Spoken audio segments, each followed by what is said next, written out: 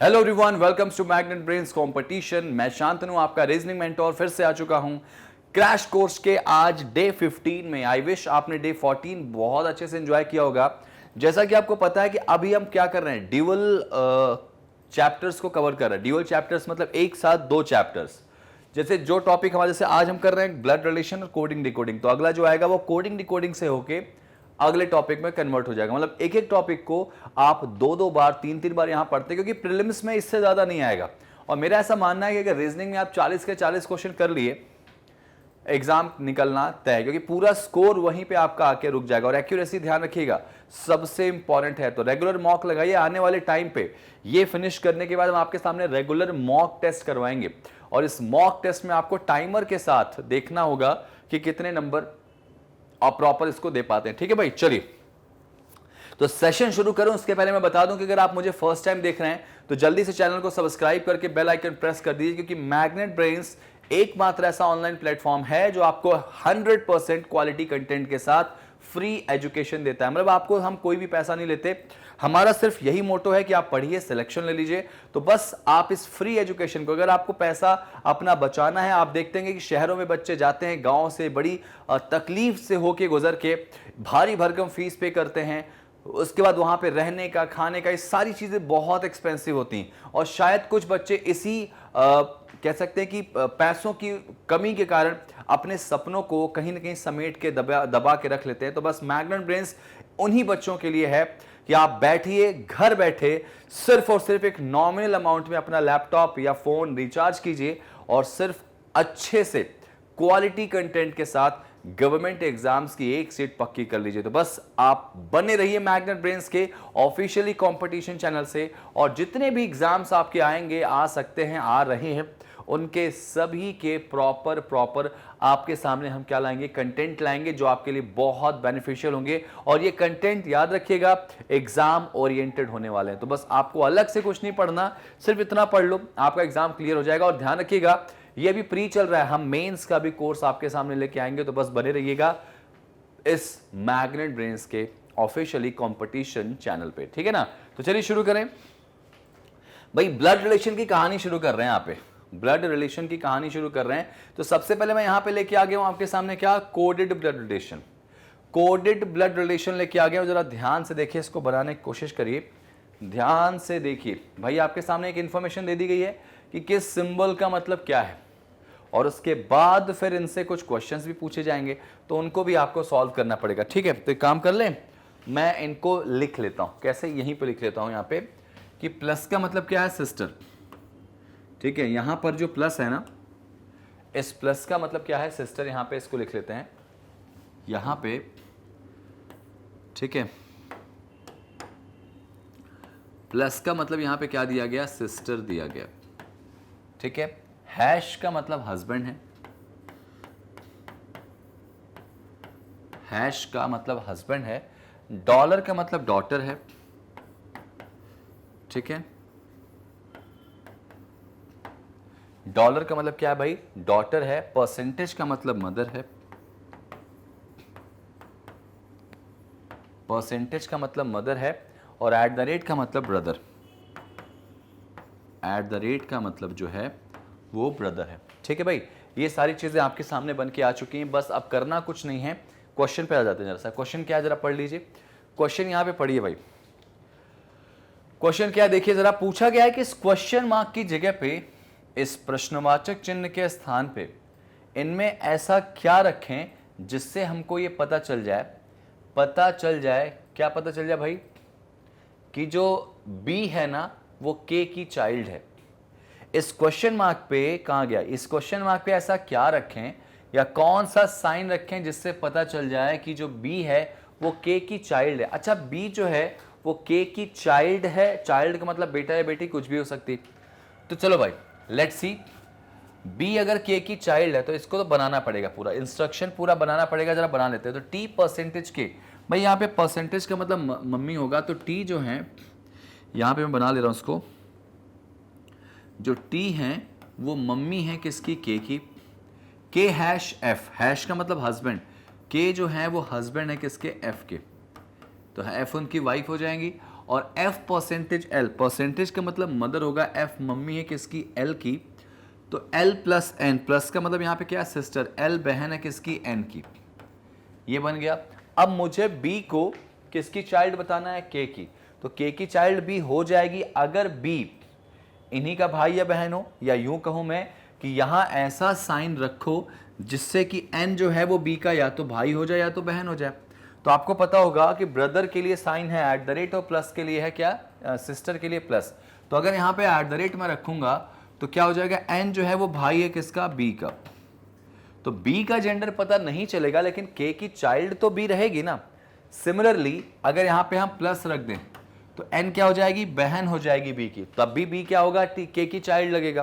तो इसका मतलब मुझे यहाँ पे दो साइन लगेंगे भाई, एक तो प्लस या तो @, तो प्लस और @ वाला हमारे पास ऑप्शन कौन सा दिख रहा, तो हमारे पास ऑप्शन जो दिख रहा है वो कौन सा, बी वाला दिख रहा है कि या तो प्लस या फिर @। याद रखिएगा ये एक बहुत सिंपल सी चीज है जो आपको जाननी है कि इक्वेशंस को कैसे हमको टैली करना है। देखो प्रीलिम्स में ना बहुत हाई फाई लेवल नहीं आएगा, रीजनिंग की बात करें, लेकिन जो लेवल आएगा उसमें आपकी एक्यूरेसी कितनी अच्छी होती है ये बहुत मायने रखती है भाई। ठीक है, तो इसका आंसर आपके सामने आ चुका है भाई, ऑप्शन नंबर कौन सा, बी आ जाएगा। ठीक है, ऑप्शन नंबर कौन सा आ जाएगा इसका आंसर, बी।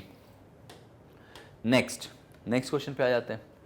ठीक है, यहां पे एक क्वेश्चन फिर से दिया गया, मैं इसको लिख लेता हूं कि प्लस का मतलब है सिस्टर, प्लस का मतलब है सिस्टर, ठीक है, हैश का मतलब है हस्बैंड, डॉलर का मतलब है डॉटर, डॉलर का मतलब जो है वो क्या है, डॉटर है, परसेंटेज का मतलब क्या है, मदर है, और @ का मतलब क्या है, ब्रदर है। ठीक है, ये इन्फॉर्मेशन मैं आपके सामने लिख लिया। अच्छा, मैं डायरेक्टली क्यों लिखा हूं, क्योंकि P प्लस Q में P से ही शुरू है क्वेश्चन। ऐसा भी तो हो सकता है कि आने वाले टाइम पे P प्लस Q में Q से शुरू हो, अगर Q से शुरू होगा तो आपको पूरा लिखना पड़ेगा। तो अभी सब कुछ सिंपल है। हाँ, मेंस में जब जाओगे ना, जब मैं मेंस लेवल की आपको ब्लड रिलेशन पढ़ाऊंगा तो वहां पे मैं ऐसे क्वेश्चंस कराऊंगा तो मजा आएगा देख के। ठीक है, चलिए अब आपके सामने क्या बोला गया भाई, बताइए कि इनमें से कौन सा इक्वेशन ये बता रहा कि जो J है वो वाइफ है किसकी, F की, J वाइफ है F की। तो अब इन क्वेश्चंस को आपको, अगर आपको पता होगा, आप इनको जानते होंगे, आपने इसकी प्रैक्टिस करी होगी, तो आपको बहुत अच्छे से पता होगा कि ऐसे वाले क्वेश्चंस को कैसे सॉल्व करते हैं, कैसे सॉल्व करते हैं। जरा देखिए इसको, अगर मैं बात करूं J वाइफ है किसकी, F की, समझिएगा, अगर J वाइफ है F की तो इसको करने का सटीक तरीका, पूरा सॉल्व नहीं करते, J अगर वाइफ है F की तो इसका मतलब J कौन होगी, फीमेल होगी, J जो होगी वो कौन होगी भाई, J फीमेल होगी। ठीक है, ये जो J होगी ये फीमेल होगी। ठीक, और आपको पता होगा जनरेशन गैप वाला कंसेप्ट याद है कि नहीं याद है आपको, कैसा जनरेशन गैप, कि आप जिस जनरेशन में रहते हैं आपके साथ जो जुड़े हुए लोग हैं आपकी जनरेशन वाले, उनको 0 पे मानते हैं, आपसे एक जनरेशन ऊपर जाएंगे तो +1 पे मानेंगे, उनसे एक जनरेशन ऊपर पे जाएंगे तो +2, यानी आपके पापा मम्मी नाना मामा मामी बुआ जी फूफा जी, ये लोग +1 आपसे एक जनरेशन ऊपर होंगे, और +2 यानी 2 जनरेशन ऊपर कौन होंगे, ग्रैंड पेरेंट्स होंगे, नाना नानी दादा दादी, है ना। आपसे एक जनरेशन नीचे कोई हुआ तो -1, और आपसे 2 जनरेशन नीचे कोई हुआ तो -2। ठीक है, अब इस पर अप्लाई कर दो भाई। अगर हमको पता है कि J फीमेल है तो सबसे पहले तो आप ये चेक करो कि कहां कहां J दिख रही, और जहां जहां J दिख रही क्या वो फीमेल है। तो आप नोटिस करो, J यहां पे है, J यहां पे है, J यहां पे है, J यहां पे है, J यहां पे। तो पहली बात हमेशा ध्यान रखना, पहली बात हमेशा ध्यान रखना कि J का जेंडर पहले क्लियर कर ले।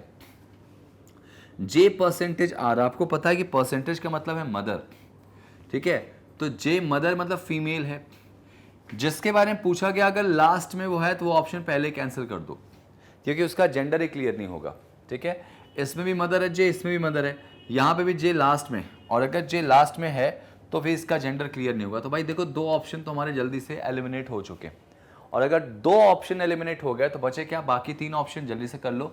J किसकी वाइफ होनी चाहिए, F की, तो J का रिलेशन किससे चेक करोगे, F से, तो J का F से रिलेशन चेक करो, एज यहाँ से यहाँ तक, इसमें भी J से F पूरा जाना पड़ेगा, इसमें भी J से F पूरा ही जाना पड़ेगा। ठीक है भाई, अब जरा मेरी बात बहुत ध्यान से समझने की कोशिश करिएगा, समझने की कोशिश कैसे करिएगा, कैसे करिएगा जरा देखो, मुझे चलना है कहाँ, J से F की तरफ। तो पहला डेटा परसेंटेज है, तो परसेंटेज का मतलब मदर यानी +1 बोलेंगे इसको। प्लस का मतलब क्या है, सिस्टर, सिस्टर मतलब यहाँ पे 0 भाई, 0 सिस्टर मतलब सेम जनरेशन होगा 0।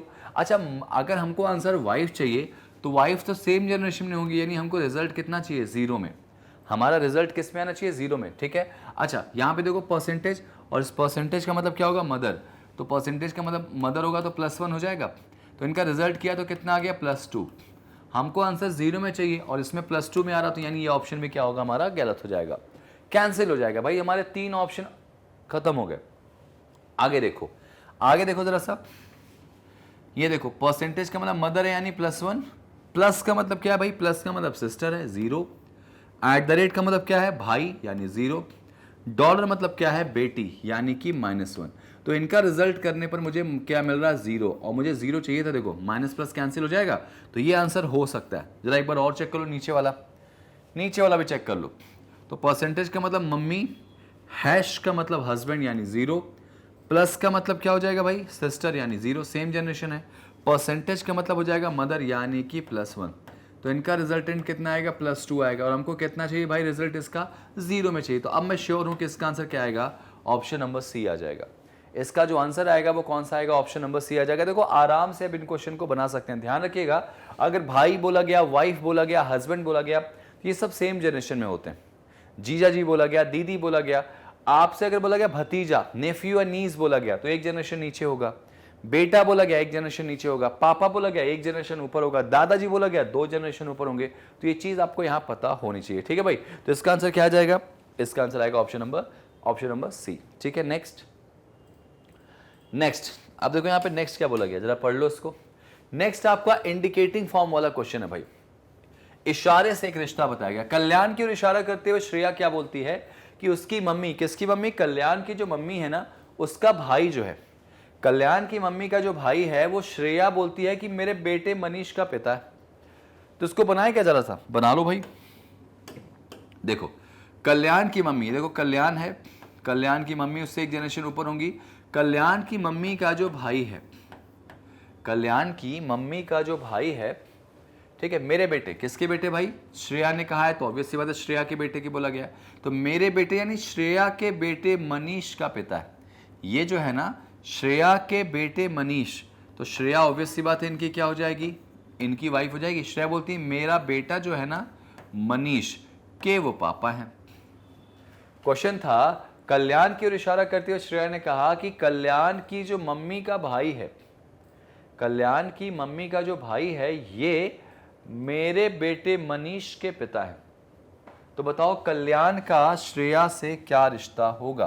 तो भाई साहब एक बात बता दीजिए कि जो कल्याण है वो श्रेया का क्या लगेगा, ठीक है। अब ध्यान रखिए, समझिएगा। अब यहां पे कल्याण का जेंडर क्लियर कैसे करेंगे भाई, यहां पे पढ़िए हिज मदर, कल्याण के बारे में बोला गया हिज मदर, हिज मदर मतलब उसकी मेल है, ये कल्याण मेल है। भाई याद रखना कभी भी ना ब्लड रिलेशन में नाम भले ही कल्याण हो लेकिन वो मेल हो ये जरूरी नहीं है।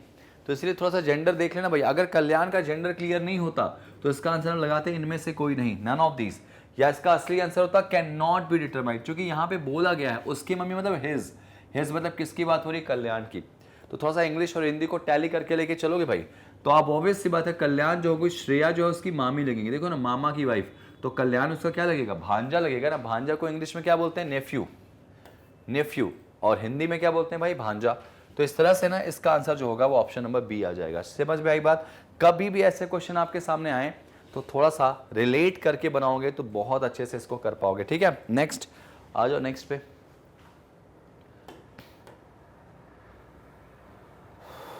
लो भाई एक और ट्राई करो।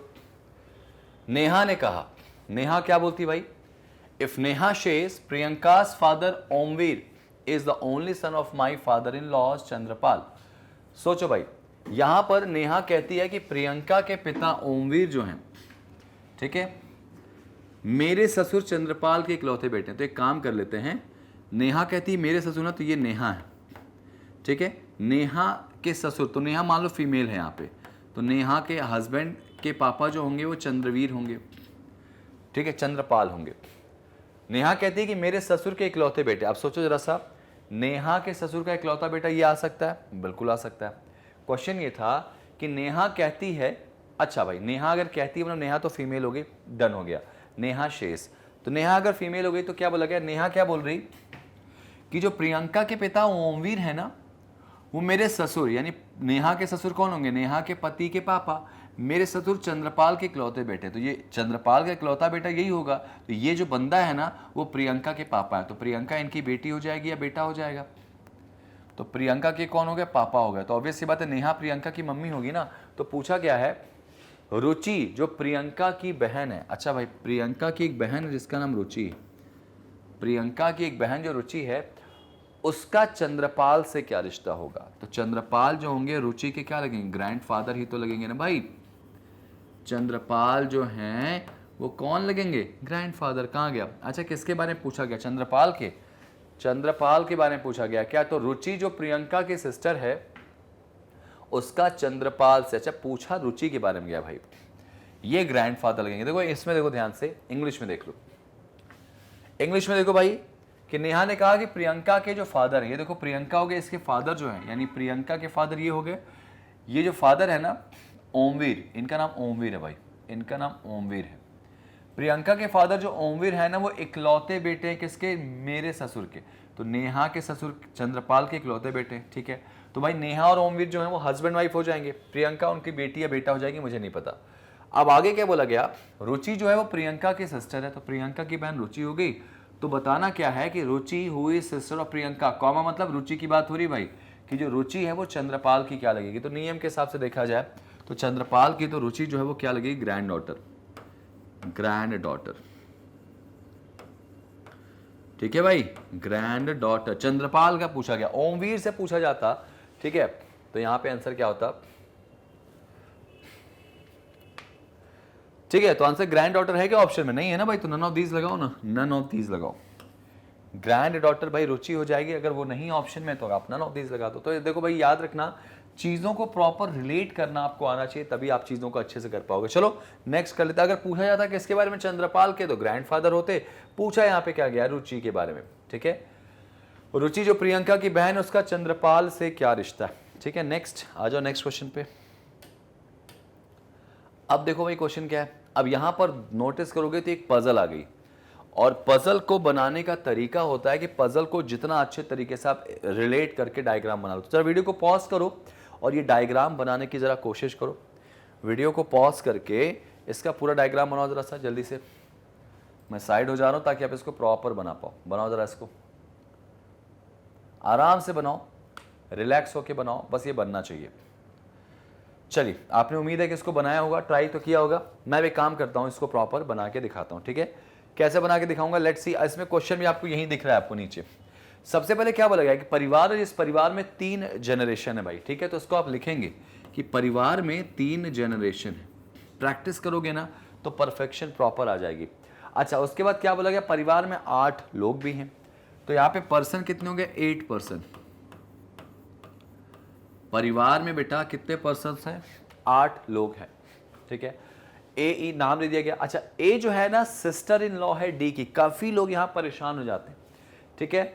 ए जो है वो सिस्टर इन लॉ है डी की, और डी के बारे में बोला गया who has no sibling. Sibling मतलब क्या होता है, सिबलिंग मतलब क्या होता है भाई, सिबलिंग मतलब होता है भाई बहन।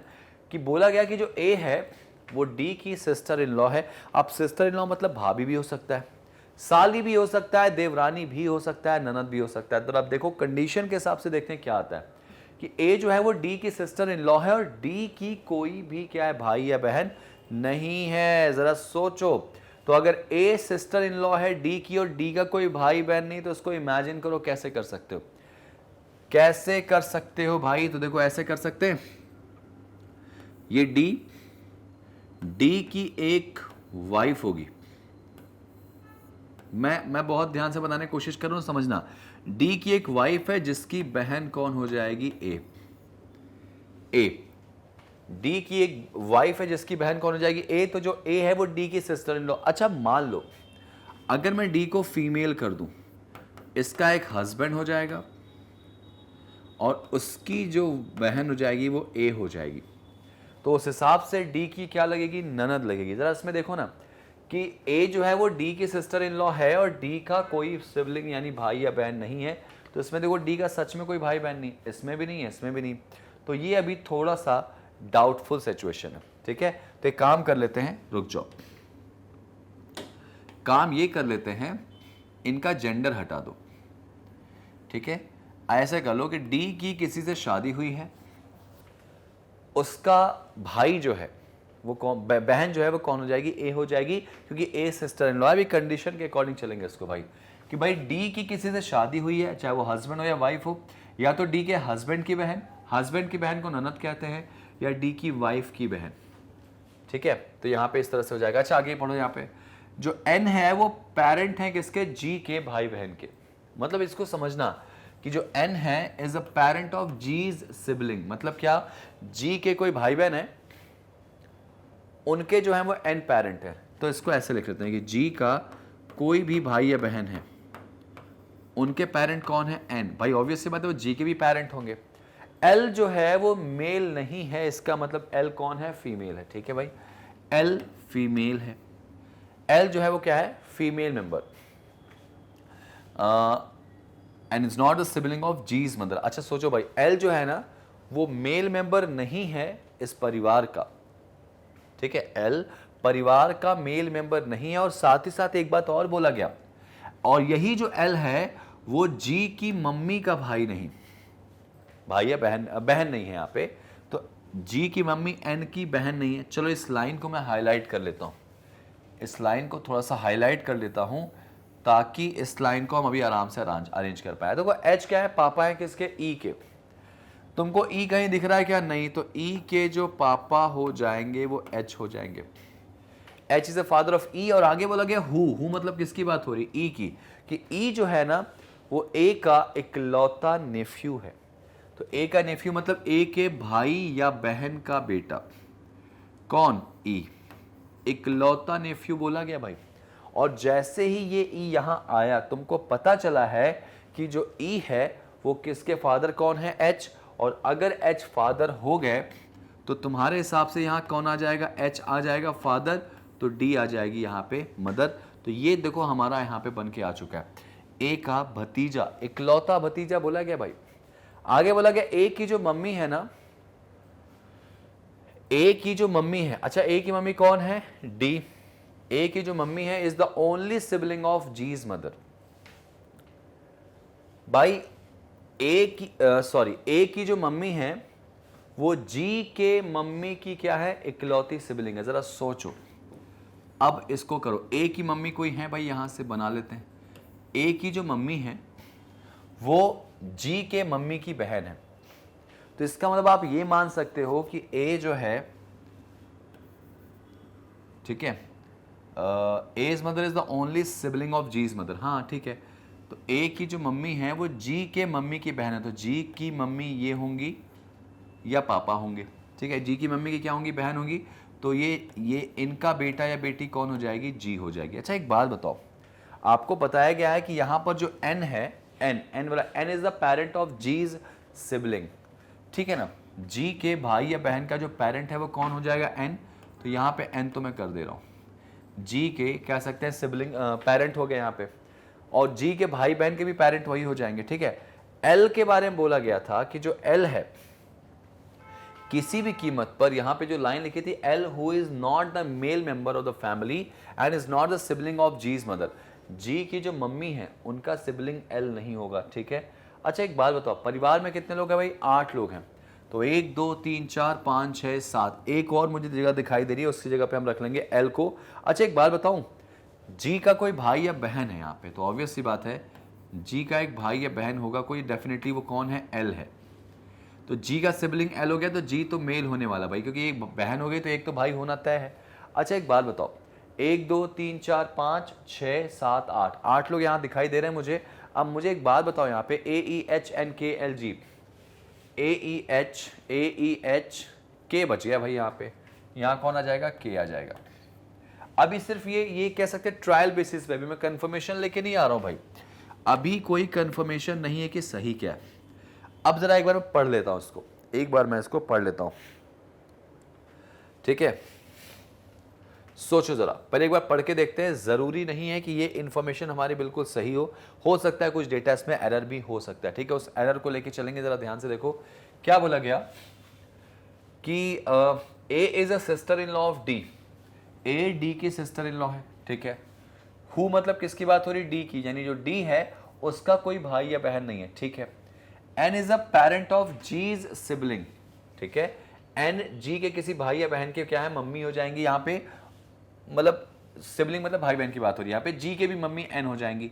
और L who is not a male member of the family, L female है, और उसके बाद बोला गया कि not the sibling of G's mother, और ये जो एल है वो जी की मम्मी का भाई या बहन नहीं है, ठीक है। आगे देखो यहाँ पे क्या बोला गया, H is the father of E, H E के पिता है, ये देखो ई के पिता एच हो गए, ठीक है। और ई जो है वो इकलौता भतीजा है किसका, ए का, तो वो भी ठीक है। और ए की जो मम्मी है, जो डेफिनेटली एच की भी मम्मी होंगी, ठीक है, ए की जो मम्मी है वो ओनली सिबलिंग है किसके, जी के मम्मी की। तो ऑब्वियस सी बात है, ये जो जी देखो ए की जो मम्मी है वो डेफिनेटली एच की भी मम्मी हो जाएंगी, तो इन दोनों की जो मम्मी है वो जी के मम्मी की क्या है, सिबलिंग है, यानी बहन हो जाएंगे यहाँ पे। अच्छा, उसके बाद क्या बोला गया, ठीक है, उसके बाद ये सारी कहानी हमारी बन के दिख गई, यानी कुछ कहा जाए तो कंडीशन ऐसा बनता हमारा दिखाई दे रहा है। तो आपसे क्या पूछा गया कि what is the relation of A's sister in law, भाई ए की जो सिस्टर इन लॉ है यानी कौन है, वो डी है, यानी ए की जो भाभी है डी, वो ई की क्या लगेंगी, ए की जो भाभी है डी वो ई की क्या लगेंगी, तो ई की तो डेफिनेटली वो मम्मी लगेंगी ना, ई की क्या लगेंगी, मम्मी लगेंगी। तो पहले वाले क्वेश्चन का आंसर क्या आ जाएगा, मदर आ जाएगा। समझ में आई बात, इसका आंसर क्या आएगा, मदर आ जाएगा, ठीक है। चलो आ जाओ नेक्स्ट क्वेश्चन पे। अगला क्वेश्चन इसी से है भाई, लो भाई अगला क्वेश्चन इसी से है, इसको जरा बनाओ, उड़ाओ इस क्वेश्चन को बेटा। अगला क्वेश्चन क्या है कि अगर एल का जो सिबलिंग है, सिबलिंग मतलब ध्यान रखना चाहिए, एक बात बताऊं आपको मैं, सिबलिंग का मतलब होता है भाई या बहन, ठीक है। कभी मान लेना कि अगर कोई मेल है और बोला गया कि एल पुरुष है और उसकी एक सिबलिंग है तो डेफिनेटली वो फीमेल होगी। लेकिन कभी कभी एग्जामिनर स्पेसिफाई कर देता है कि भाई यहाँ पे दो सिबलिंग जो है वो फीमेल्स हैं। सिबलिंग का मतलब भाई बहन होता है, दो बहनें नहीं होता। लेकिन अगर क्वेश्चन एग्जामिनर खुद स्पेसिफाई कर दे कि नहीं ये बहनें ही हैं और इनको हम सिबलिंग बोल रहे हैं तो कोई दिक्कत नहीं, आप उनको ऐसे मान के चलोगे। देखो यहाँ पे क्या बोला गया, अगर एल का जो सिबलिंग है, एल का सिबलिंग कौन है, जी, वो किसका बेटा हो गया, पी का। तो एल का जो सिबलिंग है वो पी का बेटा हुआ, तो इसका मतलब पी जो है वो एन के हस्बैंड हो जाएंगे। पी किसके हस्बैंड हो गया, एन के। तो क्या पूछा गया है, what is the relation of P with respect of के, तो जो पी है वो के क्या लगेंगे, तो के की बहन के पति, बहन के पति को क्या बोलते हैं, brother in law, brother in law, जीजा जी कहलाएंगे, ठीक है ना। समझ में आ गया बेटा, perfectly fine. Next next next next next next भाई ये क्वेश्चन चेंज हो गया, ये क्वेश्चन बदल गया है, तो अब आपको इसको करना पड़ेगा। ध्यान से देखिए, वीडियो को पॉज करिए और एक बार अच्छे से बनाइए इस क्वेश्चन को, बहुत अच्छे से बनाइए, क्योंकि आप जितना अच्छे से बनाएंगे उतने चांसेस बन जाएंगे आपके आंसर आने के। और यहां पे क्वेश्चन क्या बनेगा जरा देख लीजिए। एक परिवार है जिसमें 3 मैरिड कपल हैं। लो भाई मैं बना के दिखा रहा हूं, आपने इसको उम्मीद है ट्राई तो किया होगा, ठीक है ना। 3 मैरिड कपल है, 3 मैरिड कपल है भाई, और आगे बोला कि 8 लोग हैं। मैं लिख लेता हूं 3 मैरिड कपल, 3 मैरिड कपल है यहाँ पे, है ना। और क्या बोला गया, वैसे 3 जनरेशन भी है भाई, लो 3 जनरेशन भी हैं। और उसके बाद क्या बोला गया, उसके बाद क्या बोला गया इसमें कि F is the only son of C। अच्छा एक बात बताओ, F अगर C का इकलौता बेटा है तो C का इकलौता बेटा F आ जाएगा, F C का इकलौता बेटा है। G is the only sister in law of P, मतलब G जो है ना वो P की इकलौती सिस्टर इन लॉ है। अच्छा सिस्टर इन लॉ का मतलब क्या होगा, G अगर P की इकलौती सिस्टर इन लॉ हो गई तो मैं काम करता हूँ उसको अलग से लिखता हूँ। P की सिस्टर इन लॉ मतलब P की किसी से शादी हुई होगी, उसकी जो बहन है वो कौन है, G। तो G P की इकलौती सिस्टर इन लॉ है, मतलब साली भी हो सकती है, ननद भी हो सकती है, भाभी भी हो सकती है, डिपेंड करेंगे। आगे देखेंगे यहाँ पे जो D है ना वो ग्रैंड मदर है M की, M की ग्रैंड मदर D है। हमको कहीं दिख नहीं रहा, अलग से बना दो, M की ग्रैंड मदर D हो जाएगी। M की ग्रैंड मदर M के पापा या मम्मी की मम्मी। एक बात हमेशा ध्यान रखना, ग्रैंड मदर का मतलब दादी ही अज्यूम करके मत चलना, नानी भी हो सकती है। इसलिए यहाँ पे मैंने क्वेश्चन मार्क लगाया कि या तो पापा की मम्मी या मम्मी की मम्मी, ठीक है। तो जो डी है वो ग्रैंड मदर है किसकी, एम की, और एम जो है वो बेटी है किसकी, एफ की। एफ की बेटी है कौन, एम। ये देखो अब यहां पे सब कुछ ठीक है, एफ की बेटी एम हो गई, और ऑब्वियस सी बात है एफ के पापा मम्मी कौन हो जाएंगे, यहाँ पे डी हो जाएंगी, और ये पापा हो जाएंगे। उम्मीद ऐसी लगाई जा रही है, ठीक है ना। आगे देखो जरा सा, आगे बोला गया एच जो है वो किसके पापा है भाई, एन के, एन के पापा एच हो जाएंगे, ठीक है ना। तो एन के जो पापा हैं वो कौन हो जाएंगे, एच हो जाएंगे, ठीक है। एन के पापा जो हैं वो कौन हो जाएंगे, एच हो जाएंगे। कहाँ बोला गया, H is the father of N, और हु मतलब किसकी बात हो रही है, एन की। जो एन है वो इकलौती बेटी है किसकी, जी की। एन इकलौती बेटी है जी की, तो जी की इकलौती बेटी यहां कौन आ जाएगी, एन आ जाएगी। और एन अगर इकलौती बेटी होगी जी की, तो ऑब्वियस सी बात है जी का कोई हस्बैंड होगा जिसका नाम क्या है, एच, ठीक है भाई। जी का इकलौता हस्बैंड कोई, आप इकलौता क्या हस्बैंड एक होगा जिसका नाम क्या है, एच है। आगे क्या बोला गया, जो एम है वो जी की नीज है, एम जी की नीज है। इसका मतलब एक बात तो तय है, एक बात तो तय है, क्या तय है, कि एफ की एक वाइफ होंगी जिनकी बहन होंगी जी, और देखो जी की नीज आ गई कौन, एम। नीज मतलब बहन की बेटी, ये हो गई जी। अच्छा अब जी जैसे ही आई तो जी का हस्बैंड कौन आ गया, एच आ गया। जी का हस्बैंड कौन आ गया, एच, और एच का यहां पर एक बेटी है जिसका नाम क्या है, एच की यहां पर एक बेटी है जिसका नाम क्या है, यहां पर एच की एक बेटी है जिसका नाम एन है। अच्छा एक बात बताओ, एक बात ये बताओ कि जो P प्लस बोला गया था, यहाँ पे क्या बोला गया था, इसका जरा पढ़ना ही वाली लाइन, कि जो G is the only sister in law of P, G P की इकलौती सिस्टर इन लॉ है। तो यार इसमें P की जो कंडीशन है वो कहाँ हो जाएगी, अच्छा अच्छा अच्छा अच्छा, एक बात बताओ, G अगर P की इकलौती सिस्टर इन लॉ है तो G यहाँ आ जाएंगी, ये देखो G यहाँ आ गई, ठीक है। और अगर जी यहाँ आ गई, देखो यहाँ पे जी तो नहीं बन पा रहा पी की इक्वलिटी सिस्टर इन लॉ, तो एक काम करेंगे, जी यहाँ आ गई, जी फीमेल है और जी का एक हस्बैंड है जिसका नाम क्या है, एच है, और इनकी एक बेटी है जिसका नाम एन है, तो ये मैं हटा रहा हूँ यहाँ से। और जी किसकी इकलौती सिस्टर इन लॉ है, पी की, तो ये देखो पी यहाँ आ गई, तो पी के हस्बैंड की बहन, और हस्बैंड की बहन को ननद कहते हैं, तो भी ये सिस्टर इन लॉ हो जाएगी, ठीक है ना। अब ये ठीक है, अब ये बिल्कुल ठीक है।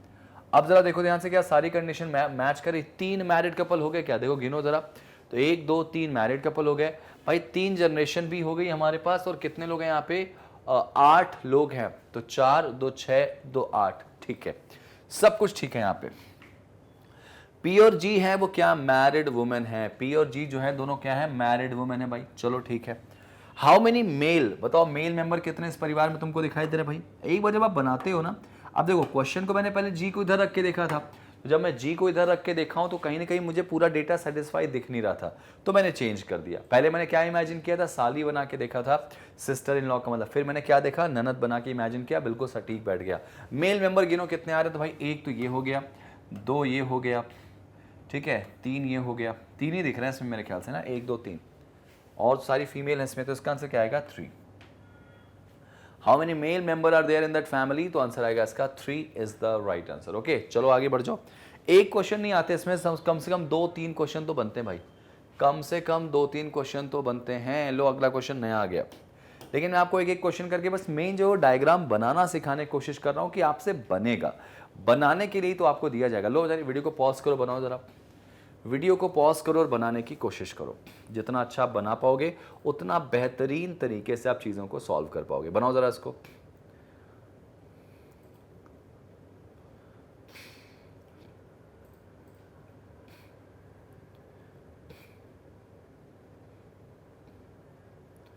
चले करें इसको शुरू, लेट्स सी। देखो भाई उम्मीद है आपने बनाया होगा, आपसे बन भी गया होगा और आपका आंसर भी निकल के आ गया होगा। क्या बोला गया भाई, परिवार में 7 लोग हैं, ठीक है, और आगे बोला गया कि 2 मैरिड कपल है, तो यहां पे मैं लिख लेता हूं इन्फॉर्मेशन कि 7 पर्सन हैं, ठीक है, और 2 जो हैं वो मैरिड कपल है, ठीक है। आगे बोला गया O is the grandfather of X, ठीक है, एक्स के ग्रैंडफादर ओ हैं, ठीक है, तो ऐसे बना लूं एक्स के कोई पापा या मम्मी होंगे जिनके पापा हो जाएंगे ओ, ठीक है, ग्रैंडफादर। आगे बोला गया जो एक्स है ना वो आई का बेटा, ठीक है, आई का बेटा है तो यानी इसको मैं अलग से लिख लेता हूं कि आई का बेटा कौन है, एक्स। अब जरूरी नहीं कि आई यहीं आ जाए, हो सकता है आई इनके पापा की वाइफ हो।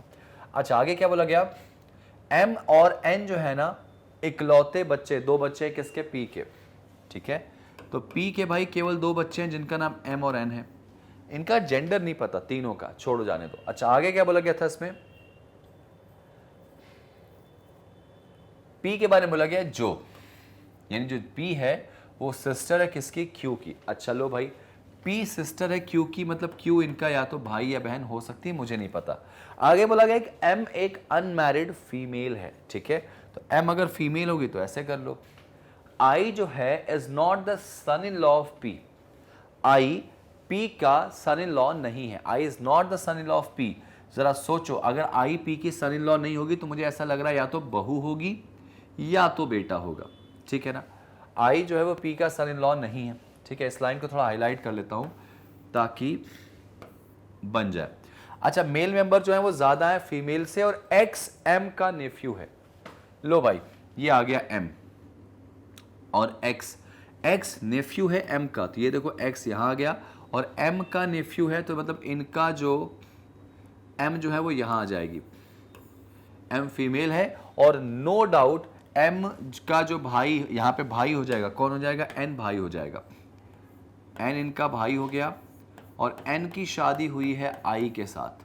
आई दामाद नहीं हो सकता लेकिन बहू हो सकती, किसकी, पी की। अच्छा यहां पर ओ पी के दो बच्चे हैं, तो दो बच्चे में एन और ओ आ जाएंगे, तो यहां पे पी इनकी वाइफ हो जाएंगी। सब कुछ ठीक दिख रहा है यहाँ पे। अच्छा पी की एक बहन है, पी की भाई या बहन कोई होगा ना यहाँ पे, कौन है वो, क्यू है। ठीक है, ये भी बना दिया हमने। आई का बेटा एक्स हो जाएगा, बिल्कुल हो गया। अच्छा देखो जरा सारी कंडीशन मैच हो गई। आई जो है वो पी का दामाद नहीं है, तो देखो आई पी का दामाद नहीं है तो बहू हो जाएगी, बिल्कुल सही है। अच्छा क्यू का जेंडर अभी नहीं पता, लेकिन बोला गया इसमें एक बात बोला गया है कि मेल मेंबर जो है वो ज्यादा है किससे, फीमेल से। तो जरा गिनो मेल कितने आ रहे हैं, तो 1 2 3 आ रहा है मेल, और फीमेल कितनी आ रही है, 3। तो इसका मतलब ये जो हो जाएगा मेल हो जाएगा, क्योंकि मेल जो है वो हर हाल में क्या है, ज्यादा है किससे, फीमेल से। आगे देखो क्यू का रिश्ता ओ से बता दो भाई, इसमें क्यू का रिश्ता ओ से क्या हो जाएगा। क्यू कहां पे है, ये ओ यहां पे है, तो क्यू के बारे में बोला गया ना, क्यू कौन है, ओ के, तो ओ की वाइफ के भाई है। तो वाइफ की भाई को क्या बोलते हैं, साला बोलते हैं हिंदी में, और इंग्लिश में ब्रदर इन लॉ बोलते हैं। तो आपका ये क्वेश्चन सॉल्व हो चुका है, बन चुका है। ठीक है भाई, याद रखना है क्वेश्चन बनाते वक्त आपको स्पेशली ध्यान रखना होगा कि क्वेश्चन को कैसे अप्रोच करते हैं। ठीक है ना, ये लीजिए। ठीक है, ये क्वेश्चन ट्राई कीजिए जरा। इसमें क्वेश्चन क्या पूछा गया देख लें जरा। इसमें पूछा गया है परिवार में कितनी महिला सदस्य हैं। ठीक है, लो भाई यहां पर ये रहा क्वेश्चन आपका, देखो ध्यान से देखो भाई। क्वेश्चन को जितना अच्छे से देखोगे, जितना अच्छे तरीके से इमेजिन करोगे, उतना अच्छे तरीके से आपका आंसर यहां पे बन जाएगा। ठीक है, चलिए मैं इसको हटा रहा हूं, देखते बना के देखते हैं क्या बोला गया। एक परिवार है जिसमें कितने लोग हैं भाई, 11 लोग हैं। ठीक है, तो काफी बड़ा परिवार यहाँ पे है, 11 परिवार, 11 पर्सन है टोटल।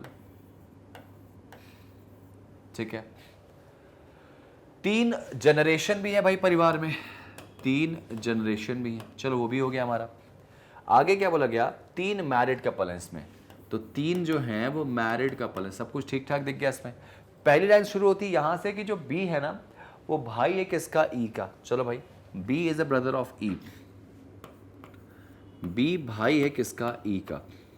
ठीक है, ई का भाई है तो ई उसकी बहन भी हो सकती है, भाई भी हो सकती है। आगे बोला गया हु मतलब कौन, ई जो ई है वो सिस्टर इन लॉ है डी की। अब भाई अगर ई सिस्टर इन लॉ है डी की, तो नो डाउट डी हो सकता है इसकी वाइफ हो, तो डी की वो ननद लगे, हो सकता है, इमेजिनेशन का खेल है भाई। अच्छा A is not the spouse of E, A E का हस्बैंड या वाइफ नहीं है। ठीक है, इसको मैं लिख लेता हूं, ऐसे हाईलाइट कर लेता हूं कि ए जो है वो ई का स्पाउस नहीं, स्पाउस का मतलब हस्बैंड या फिर wife. Q is a female, Q एक महिला सदस्य है। ठीक है भाई, Q is a female. L is a father in law of E, भाई ई के ससुर कौन है, एल है। अच्छा जी, ई के ससुर अगर एल हैं तो ई की शादी हुई होगी किसी से जिसके पापा जो होंगे वो कौन हो जाएंगे, एल हो जाएंगे। ई के ससुर कौन हो जाएंगे, एल। अच्छा आगे क्या बोला गया, H is the granddaughter of C, C के ग्रैंड डॉटर कौन है, एच। सी के कोई बेटा या बेटी होगी जिसकी डॉटर कौन हो जाएंगी, एच, सी की ग्रैंड डॉटर। ठीक है। और आगे बोला गया था सी के बारे में कि जो सी है किसका स्पाउस है बेटा, एल का। अच्छा जी, सी जो है वो किसका स्पाउस है, एल का। तो यानी सी की जो शादी हुई है वो एल से हुई है, तो सी इसकी वाइफ हो जाएंगी, एल की वाइफ हो गई, ठीक है। आगे बोला गया सिबलिंग ऑफ एच, जो एच के भाई बहन हैं, sibling of H is the daughter in law of O. अच्छा भाई, एच की जो बहन ही बोलूंगा यहाँ पे, एच की जो बहन है वो ओ की बहू है, ठीक है। ये ओ की बहू है, मतलब इनका जो पति होगा उसके पापा या मम्मी कौन होंगे, ओ हो जाएंगे। ध्यान रखना, सब अजम्पशन पे चल रहा कि जो एच की बहन यहाँ पे बनूंगा, सिबलिंग मतलब यहाँ पे बहन बनाना पड़ेगा, क्योंकि एच की जो बहन है वो बहू है ओ की बहन है भाई, ओ की, ओ है, याद रखना, ठीक है। ओ, टी इज अनमैरिड, भाई टी जो है वो अविवाहित है, ठीक है। इस लाइन को भी हम हाईलाइट कर लेते हैं कि जो टी है वो अनमैरिड है। O is the mother of A. अच्छा, ओ जो है वो मम्मी है, किसकी मम्मी है, ए की। ओ मम्मी है किसकी, ए की, तो ए यहां आ सकता है, ठीक है। और M is one of the member of the family, M ही इसी परिवार का एक सदस्य है। जरा एक बात बताओ, अब इसको अरेंज करें तो कहां कर सकते हैं, किस तरीके से कर सकते हैं, जरा वो देख लो जरा सा, किस तरीके से कर सकते हैं। भाई देखो एक बात बताओ, सी का ग्रैंड चाइल्ड है कौन, एच, तो यानी एच तो यहां आ जाएगा फिक्स। और एच फीमेल है तो एच की एक बहन है, एच की एक बहन है जिनकी शादी हुई है किससे, ए के साथ हुई है ना, जिनकी शादी हुई है किसके साथ, ए के साथ हुई है। और ए के जो पापा या मम्मी हैं वो कौन हो जाएंगे, ओ हो जाएंगे। क्वेश्चन के अकॉर्डिंग बात करें तो ये चल रही कहानी। अच्छा एक बात बताओ, मैं एक काम करता हूँ फिलहाल के लिए, अभी इसको 2 मिनट रोकते हैं।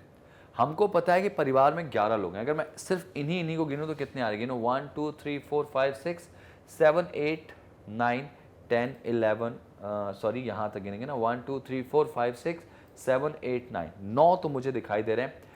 अब एक बड़ी समस्या जो यहाँ पे है कि सब कुछ उतना वेल सेटिस्फाइड यहाँ दिख नहीं रहा, तो एक काम करेंगे, जरा शुरू से मिलाते हैं, शुरू से मिलाएंगे। इसमें जो बी है वो किसका भाई है, ई का, तो ई का भाई बी यहाँ पे बिल्कुल सटीक तरीके से तुमने बना लिया, ठीक है।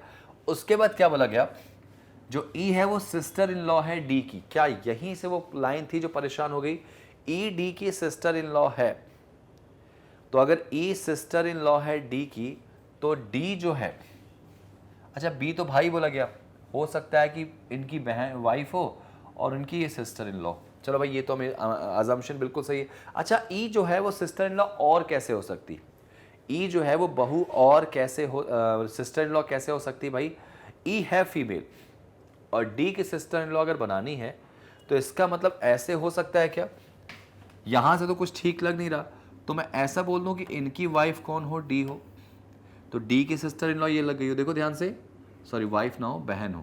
यहां पे अगर मैं ऐसे कर दूं, भाई अजम्पशन का खेल है, देखो यहां से हटा दूं अगर मैं, कि जो बी है वो ई का भाई है और ई जो है वो सिस्टर इन लॉ है किसके, डी की, तो डी की सिस्टर मतलब डी के भाई की वाइफ हो गई तो भाभी, ऐसा भी तो हो सकता है।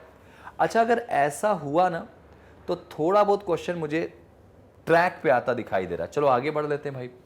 आगे वो बोलता है कि A is not the spouse of E, A E का हस्बैंड नहीं हो सकता, ठीक है भाई। अगर ए ई का हस्बैंड नहीं हो सकता तो फिलहाल उसको छोड़ दो, उसको अभी काम कर लेते हैं, ये वाला डेटा भी हटा देते हैं, ठीक है, ये वाला डेटा हटा देते हैं। अब जरा देख लो यहाँ पे ए ई का स्पाउस नहीं है, जो क्यू है वो फीमेल है, अच्छा भाई क्यू फीमेल है। और आगे बोला गया L is the father in law of E, E के जो ससुर हैं वो एल है, तो हाँ ई के हस्बैंड के पापा एल ससुर हो जाएंगे, ठीक है। फिर कहता है एग्जामिनर कि जो एच है वो ग्रैंड डॉटर है सी की, तो भाई सी की ग्रैंड डॉटर एच है, हालांकि यहाँ पे मुझे सी आती दिखाई दे रही है, सॉरी एच आती दिखाई दे रही है, ठीक है। यहाँ पे छोड़ो, अगर मैं कर भी दूं, हालांकि सी तो मुझे पता चल गया था, तो सी जो है, sorry not C, it is H, H जो है वो ग्रैंड डॉटर है किसकी, सी की, ठीक है। अब जरा सोचो, सी जो है वो स्पाउस है एल का, वो बिल्कुल सही था यहाँ पे। H is the daughter of E, देखो भाई एच ई की डॉटर हो जाएगी, यानी दोनों हस्बैंड वाइफ हो गए, यहां पे सब कुछ ठीक है। एच ई की डॉटर होगी। अच्छा, उसके बाद क्या बोला गया, एच की डॉटर होगी। T is the sister in law of L, जो कौन है, जो यहां पे टी है ना, टी, वो सिस्टर इन लॉ है किसकी, एल की। एल की सिस्टर इन लॉ टी है, तो नो डाउट जो टी होगी वो सी की बहन हो जाएगी। यह काम करते हैं, यहां बना देते हैं, एल की एक वाइफ है सी, जिसकी बहन कौन हो जाएगी, टी। तो देखो ना, टी जो है वो एल की सिस्टर इन लॉ, मतलब देखा जाए तो साली यहां पे हो जाएगी, ठीक है ना।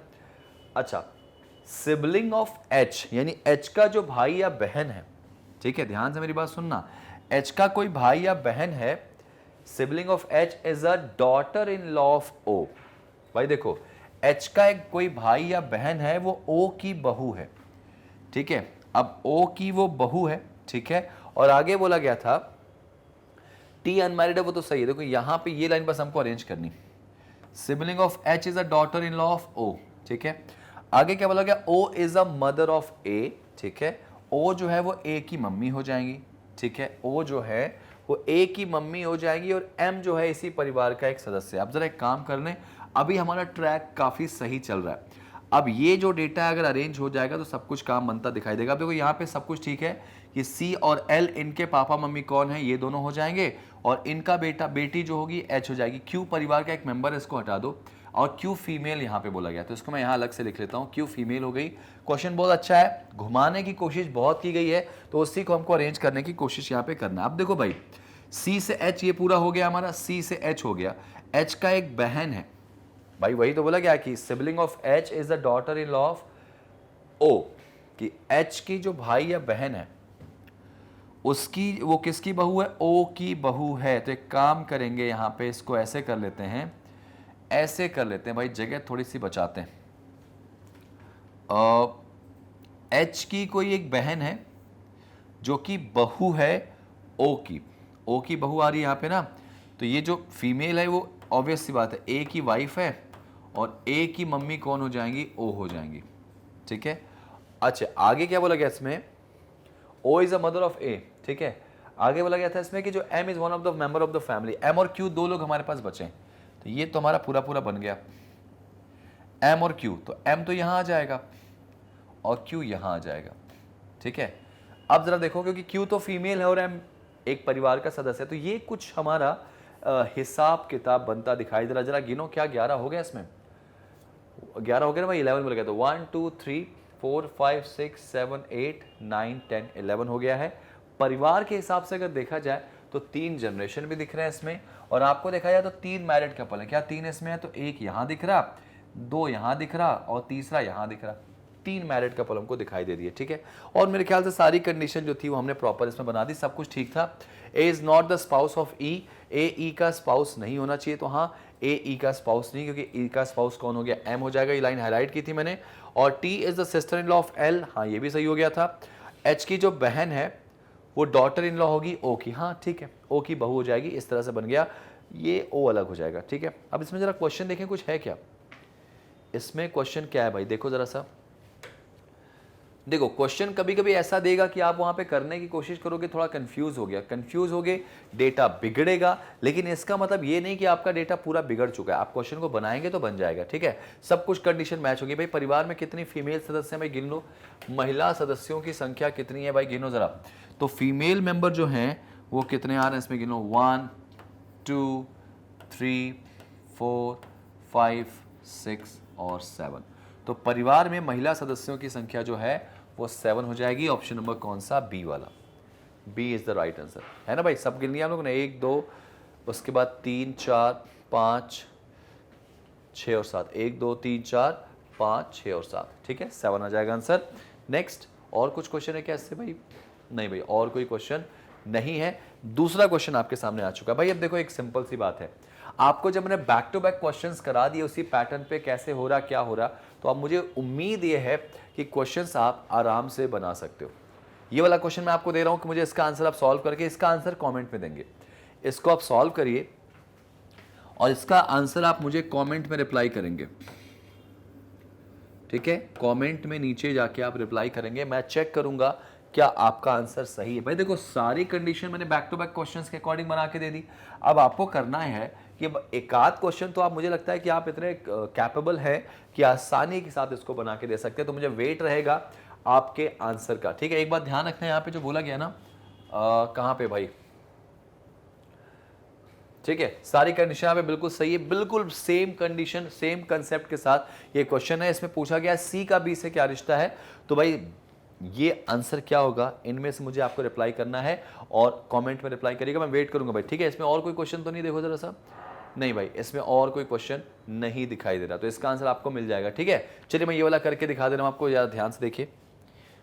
वो उस क्वेश्चन का आंसर मुझे कमेंट में आप रिप्लाई करके देंगे और आप दे सकते हैं, आपके अंदर वो काबिलियत है कि आप आसानी के साथ उसका आंसर दे सकते हैं। लो भाई ये बनाओ जल्दी से, इसका आंसर क्या आएगा चेक करो, वीडियो को पॉज करो, जल्दी से क्वेश्चन को बनाओ। अब भाई जल्दी जल्दी आपको बनाना है, आने वाले टाइम पे मैं आपको टाइमर के साथ मिलूंगा कि टाइमर ऑन करके दूंगा और आपको टाइमर के रिस्पेक्ट में सारी चीजें बनानी पड़ेंगी। लो नेक्स्ट करते हैं इसको, जरा मैं बना के दिखाता हूं, ठीक है। देखो क्या बोला क्या, there is a family consist of 6 member, भाई 6 का परिवार है, नाम इनके दे दिए गए हैं। देयर आर 3 जनरेशंस, ठीक है, 2 मैरिड कपल है भाई, 2 मैरिड कपल है। इंफॉर्मेशन कलेक्ट करना सीखो। आगे क्या बोला गया, R is S brother in laws, R जो है ना वो एस का ब्रदर इन लॉ है। तो एस का ब्रदर इन लॉ मतलब क्या होगा, एस की या तो वाइफ का या तो हस्बैंड का भाई, है ना। एस के या तो भाई, या तो वाइफ या तो हस्बैंड का भाई आर होगा, तो ब्रदर इन लॉ हो जाएगा, ठीक है। आगे देखो, देखो आर जो है वो एस का ब्रदर इन लॉ है और के का बेटा, आर जो है वो के का बेटा है, तो लो भाई के का बेटा हो गया। आगे देखो यहाँ पे क्या बोला गया, जे हैज ओनली 1 डॉटर, ठीक है, और उसका नाम क्या है क्यू, कि जे के पास एक ही बेटी है जिसका नाम है क्यू, और जो क्यू है वो आर की सिस्टर होगी। तो लो भाई आर की सिस्टर होगी क्यू, तो ऑब्वियसली बात है जे और के हस्बैंड वाइफ हो जाएंगे। जे और के कौन होंगे भाई, वो हस्बैंड वाइफ हो जाएंगे, है ना, जे और के हस्बैंड वाइफ हो जाएंगे। अभी मुझे नहीं पता हस्बैंड वाइफ में कौन क्या है। जो के है वो डी के मैटरनल ग्रैंड पेरेंट है, मतलब नाना नानी वाला रिश्ता। जो के है ना वो डी के मैटरनल ग्रैंड पेरेंट है, के डी के मैटरनल ग्रैंड पेरेंट्स हैं। अब जरा सोचो, डी के मैटरनल ग्रैंड पेरेंट हैं के, तो एक काम कर लें, ये देखो, तो डी इनकी बेटी हो जाएगी, बेटी या बेटा भाई, डी के मैटरनल ग्रैंड पेरेंट बोला गया ना, मैटरनल ग्रैंड पेरेंट, तो डी यहां नहीं आ सकता, डी यहां नहीं आ सकता भाई। अब मैं श्योर हो गया कि यहां पे होगी फीमेल और ये हो जाएंगे मेल और ये हो जाएंगे मेल, और इन्हीं का एक बच्चा है जिसका नाम डी है। तो देखो ध्यान से, ये दोनों भाई बहन हो जाएंगे और क्यू भी यहाँ पे हो जाएगी। तो हो सकता है ये जो डी है या तो क्यू का बेटा या बेटी हो या तो इनका बेटा या बेटी हो, भी थोड़ा डाउट है, फिलहाल छोड़ दो। आगे क्या बोला गया, D is male person of the family, अच्छा डी जो है वो मेल यानी पुरुष है। अब मुझे एक बात बताओ, इस क्वेश्चन में अगर देखा जाए तो 3 जनरेशन है, 2 मैरिड कपल होने चाहिए, मैरिड कपल हमारे पास 2 तो दिख रहा है, ठीक है। अब उसके बाद जो डाउट था ना, उस डाउट के रिस्पेक्ट में कि R is S brother in law, S का ब्रदर इन लॉ है आर, तो एस का साला भी हो सकता है और एस का देवर भी हो सकता है, ठीक है। मैंने भी फिलहाल तो इसके रिस्पेक्ट में साला बना दिया यहाँ पे, ठीक है। आगे बोला गया यही जो आर है वो के का बेटा है, ठीक है।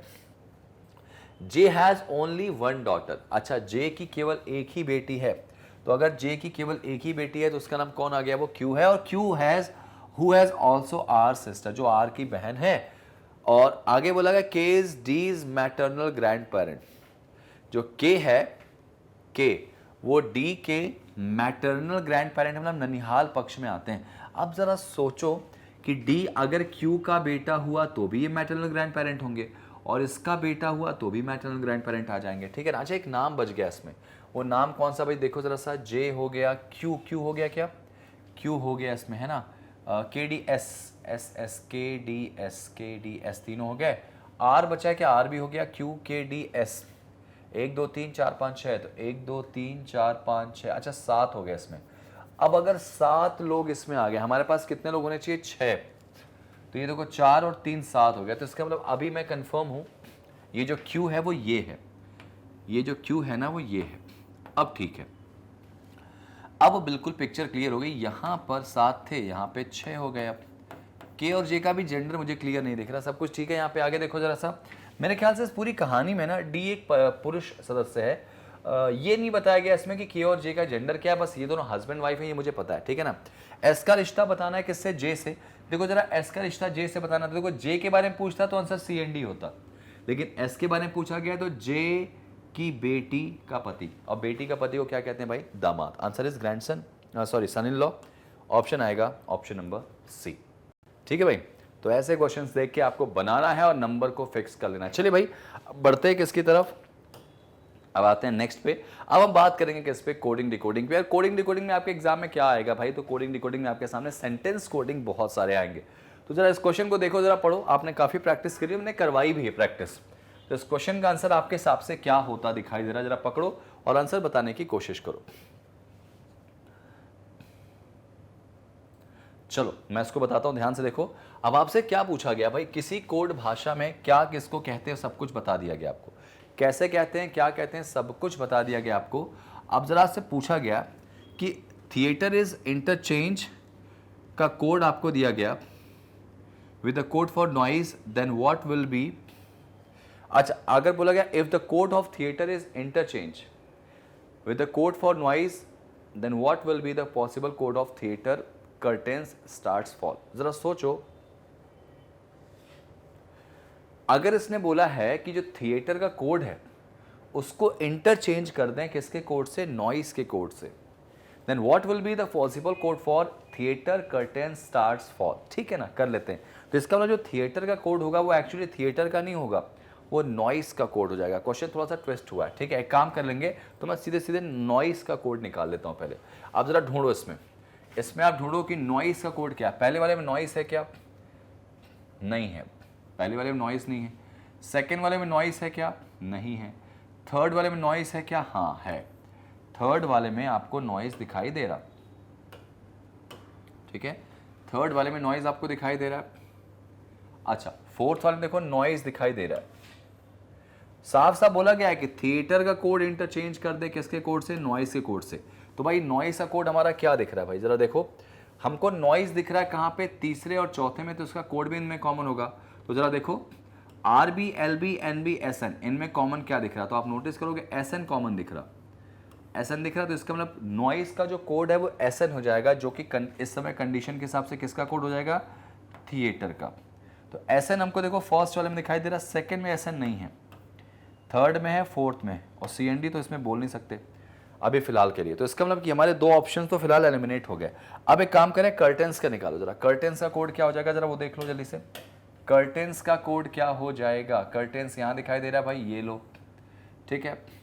इसके अलावा कर्टेंस और कहां दिखाई दे रहा है भाई, फर्स्ट में है, ठीक है। इसके अलावा थिएटर फॉर नॉइज, ठीक है, नहीं है। कर्टेंस सिर्फ फर्स्ट में आपको दिखाई दे रहा है, ठीक है। अगर कर्टेंस सिर्फ फर्स्ट में दिखाई दे रहा है तो इसका कोड भी सिर्फ फर्स्ट में होगा, TV LB RB NA, यही कोड हो सकता है इनमें से कोई एक कर्टेंस का। तो अगर ये फर्स्ट में है तो इसका कोड भी फर्स्ट में होगा भाई। अब एक ऐसा कोड ढूंढो जो सिर्फ फर्स्ट में दिखाई दे रहा है। तो जरा देखो TV, क्या TV हमको कहीं और दिखाई दे रहा है, यहाँ पे तो नहीं है।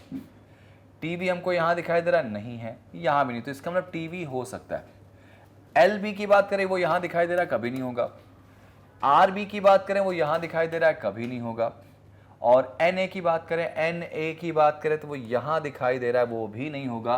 तो कर्टेंस का कोड हमारे पास मिल गया TV, ठीक है। तो यहाँ पे TV हो जाएगा कर्टेंस का कोड। तो भाई SN के साथ TV चाहिए मुझे, यहां दिखाई दे रहा है भाई दोनों में, SN TV दिखाई दे रहा है, यहाँ पर SN है, TV भी दिखाई दे रहा है। अच्छा इनकी जरूरी नहीं कि ये फर्स्ट में तो फर्स्ट में ही आ जाए। अब एक काम करो, स्टार्ट की बात करें तो स्टार्ट हमको कहाँ दिखाई दे रहा है वो देख लो जरा जल्दी से। स्टार्ट हमको दिखाई दे रहा है फर्स्ट वाले में, स्टार्ट दिखाई दे रहा है सेकेंड वाले में, और उसके बाद स्टार्ट यहाँ दिखाई दे रहा है लास्ट वाले में, ठीक है ना। तो इनका कोड 3 में कॉमन दिखेगा, फर्स्ट में, सेकेंड में और लास्ट में। तो भाई TV तो हो नहीं सकता।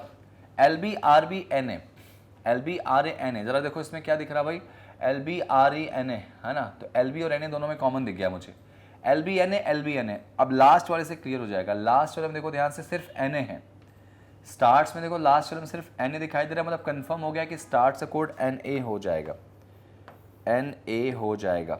और अगर एन ए हो जाएगा तो यहाँ एन ए दिखाई दे रहा है, यहाँ भी एन ए दिखाई दे रहा है और यहाँ भी एन ए दिखाई दे रहा है। तो इसका मतलब अगर बात करें फॉल की, तो फॉल के कोड से हमारा आंसर निकलता दिखाई दे रहा है। जरा देखो फॉल कहाँ दिखाई दे रहा है, फॉल। अब देखो यहाँ पे फॉल की बात करें तो पहले में दिखाई दे रहा है, बिल्कुल दिखाई दे रहा है फॉल।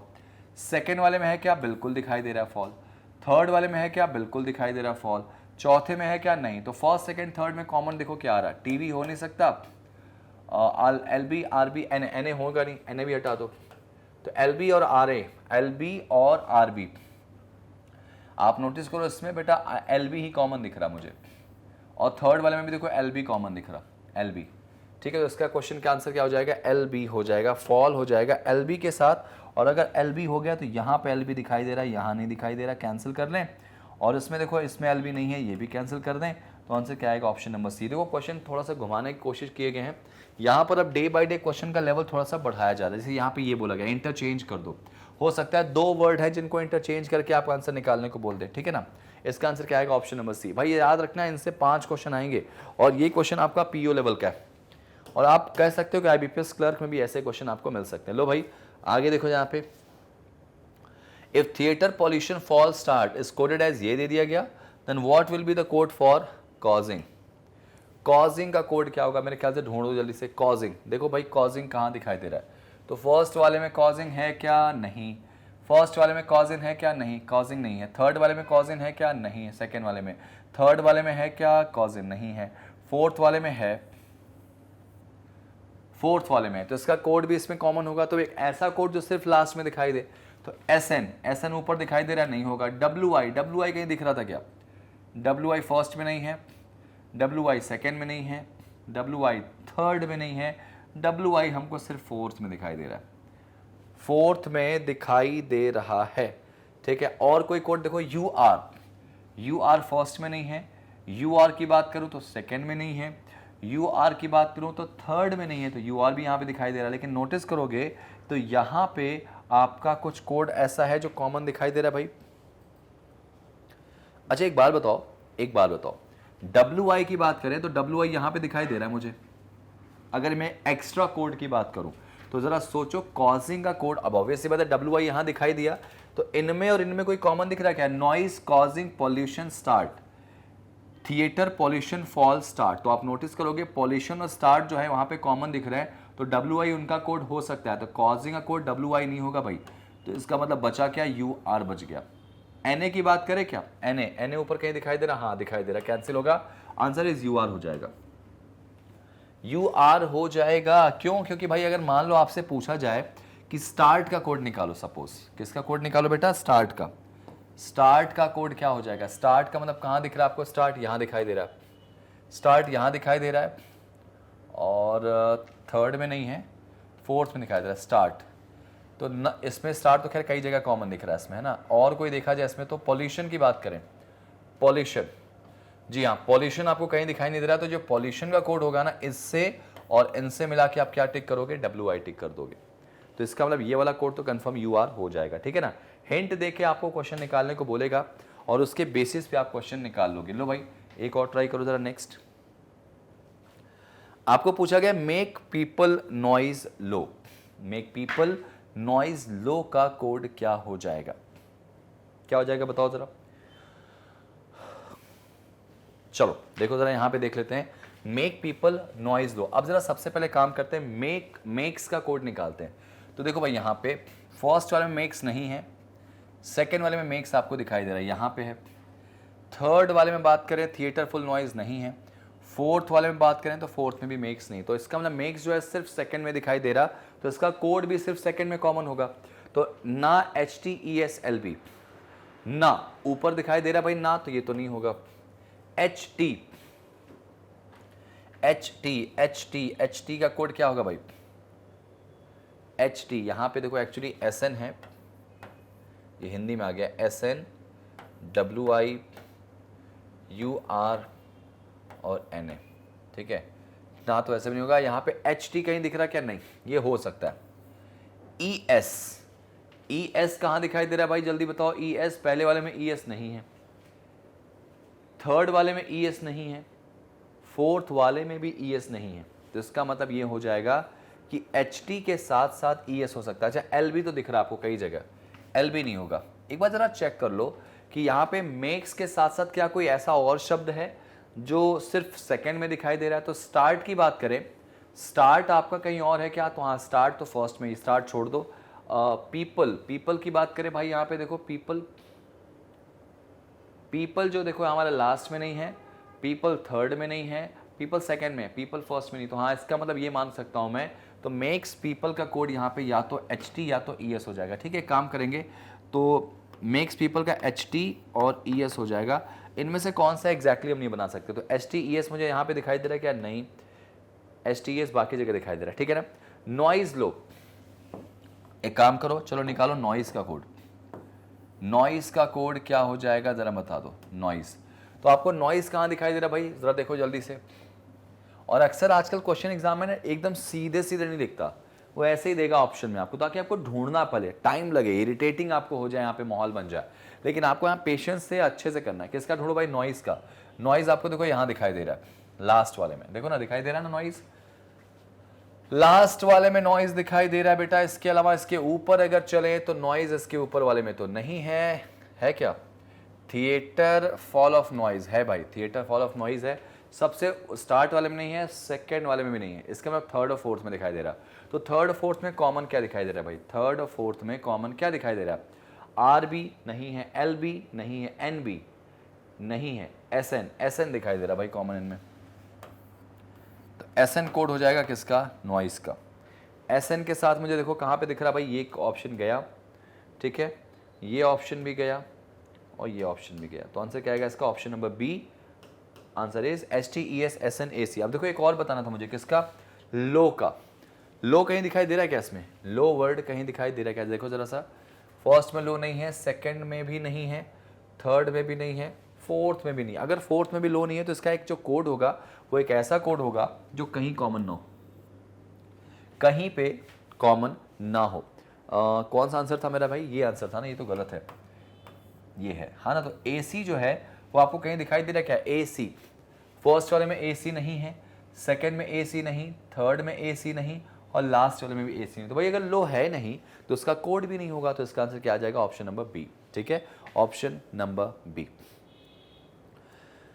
ठीक है भाई, इसका आंसर आपका ये हो जाएगा। नेक्स्ट आ जाओ भाई, देखो थोड़ा सा दिमाग लगाओगे तो ही चीजें आपकी यहाँ पे बन जाएंगी। ठीक है ना, नेक्स्ट आ जाओ। अब देखो थोड़ा सा क्वेश्चन थोड़ा सा इजी हुआ, मैंने उसके रिस्पेक्ट में देखा तो आपसे क्या पूछा गया, push racket close, push racket close.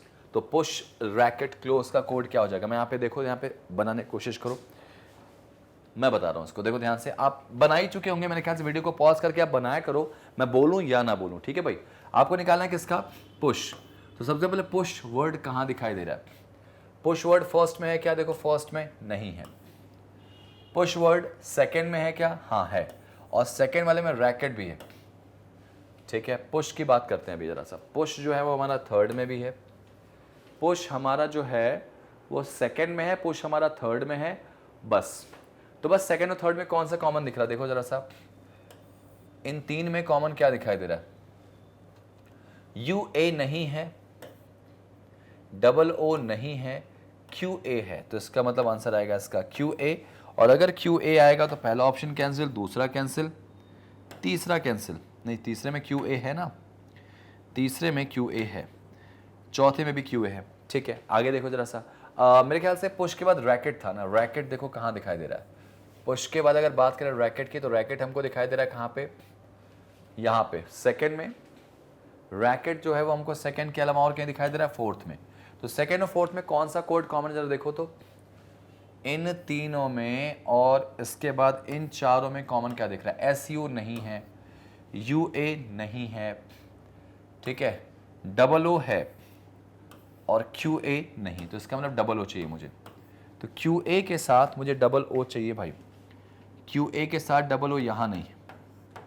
ठीक है, क्लोज का मेरे ख्याल से निकल के आ जाएगा, क्लोज का भी आप देख लो, यहाँ पे क्लोज का कोड भाई क्या हो जाएगा, देख लो जल्दी से। क्लोज का, क्लोज आपको देखो यहाँ दिखाई दे रहा है हमको, फर्स्ट वाले में है क्या, नहीं, सेकंड वाले में क्लोज है क्या, नहीं, थर्ड वाले में क्लोज है, ठीक है, ठीक है, ठीक है। और उसके बाद बात करें, बस थर्ड में ही क्लोज आपको दिखाई दे रहा है, तो इसका कोड भी सिर्फ थर्ड में होगा। जरा देखो कौन सा कोड है भाई थर्ड में, close expand track push is coded as EOSIQAQI। अब जरा देखो कौन सा ऐसा कोड है जो सिर्फ थर्ड में हो, तो यहाँ पे EO देखो नीचे दिखाई दे रहा है आपको, तो ये तो कैंसिल कर दो। SI जरा देखो फर्स्ट वाले में SI दिख रहा है क्या, हाँ दिख रहा है, कैंसिल करो। QA वो भी ऊपर दिख रहा है, बचा क्या QI, देखो QI कहीं नहीं होगा, फर्स्ट में नहीं है, ठीक है, तो सेकेंड में नहीं है, क्या थर्ड में तो होगा ना, उसका कोड है। फोर्थ में भी यहाँ पे QI नहीं है, तो इसका मतलब QI मुझे चाहिए इसमें, ठीक है। तो आंसर हमारा आंसर आ गया ऑप्शन नंबर कौन सा, डी वाला। देखो भाई ऐसे क्वेश्चंस को ना बिल्कुल यही अप्रोच के साथ जाओगे। और मेरे ख्याल से इस बार जो कोडिंग डिकोडिंग मैंने क्वेश्चन देने की कुछ कोशिश की, वो ऐसे सेंटेंसेस वाले दिए थे कि आपको इनमें थोड़ा टाइम लगता है, और उसमें भी थोड़ा सा शफल्ड करके दिया गया कि सेंटेंस ऐसे रैंडम लिखे कि आपको ढूंढना पड़े, क्योंकि उसका सिर्फ एग्जामिनर जो होगा वो एकदम एग्जाम ऐसे ही देने की कोशिश करेगा, ठीक है ना। चलो भाई यहाँ पर क्या क्वेश्चन था भाई, यही था ना, हाँ ये हो गया। अगला देखो जरा सा, स्ट्रेस का कोड क्या हो जाएगा। बहुत सिंपल सा सेंटेंस है, सेगमेंट है, और मुझे लगता है कि आप लोग ऐसे क्वेश्चन कभी गलत नहीं करेंगे। मिस्टेक हो सकती है, उस मिस्टेक को थोड़ा सा ध्यान रखिएगा। क्वेश्चन को ढूंढने में थोड़ा टाइम लगेगा, थोड़ा सा उसकी प्रैक्टिस करिएगा। ये सेशन सिर्फ इसीलिए आपके पास है, ठीक है ना। जब मैं आपके सामने मॉक टेस्ट करवाऊंगा प्रॉपर यहाँ पे रेगुलर, तो उस मॉक टेस्ट में क्वेश्चन खूब सारे आएंगे, तो आप उनकी गलती बिल्कुल नहीं करेंगे, ठीक है ना। लेट्स सी स्ट्रेस का कोड। देखो भाई स्ट्रेस आपको कहां दिखाई दे रहा है, फर्स्ट वाले में। Document book take enhance relaxation नहीं है, गुड मैन डिक्रीज रिलैक्सेशन नहीं है। आगे देखो इसमें क्या बोला गया, इनहेंस प्रूफ टेक स्ट्रेस, ये मिल गया हमको स्ट्रेस यहाँ पे, और स्ट्रेस गुड बुक्स ये भी मिल गया मुझे यहाँ पे। तो बस ढूंढ दो यार इन दोनों में कॉमन क्या दिख रहा है, DZ FB FQ TP AB। तो कहाँ गया भाई रिलैक्स, यहाँ पे है ना।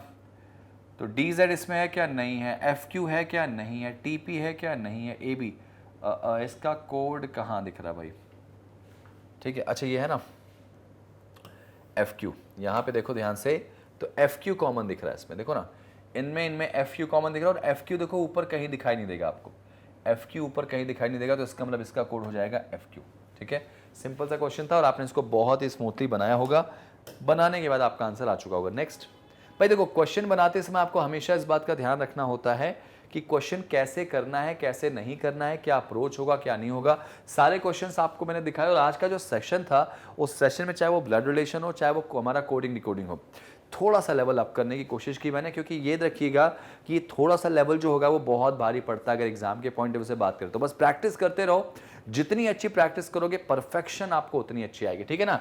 तो हमारे सेशंस को आप भाई देख सकते हैं हमारे ऑफिशियली वेबसाइट के थ्रू भी, magnetbrains.com पे आप जाएंगे, लिंक ओपन करेंगे, ऐसा कुछ ओपन होके आएगा। यहाँ पे टॉप कोर्सेज जितने भी हैं सारे कोर्सेज आपको यहाँ मिल जाएंगे। आप यहाँ से जाइए बैंकिंग पे, SSC पे, जो भी बैंकिंग पे आप टिक करेंगे तो हमारा देखिए प्रॉपर बैंकिंग का सेगमेंट खुल जाएगा। अभी करंट में मैं आपको RRB का क्रैश कोर्स पढ़ा रहा था, तो अगर आपको डायरेक्टली पूरा क्रैश कोर्स देखना है तो देखिए क्रैश कोर्स पे आप क्लिक करेंगे ना इस पे, तो जैसे ही क्लिक करेंगे आपके सामने कुछ ऐसा डिस्प्ले आएगा, ऐसा आएगा जहाँ पे 40 डेज का क्रैश कोर्स हमारा आपके सामने दिखाई देगा।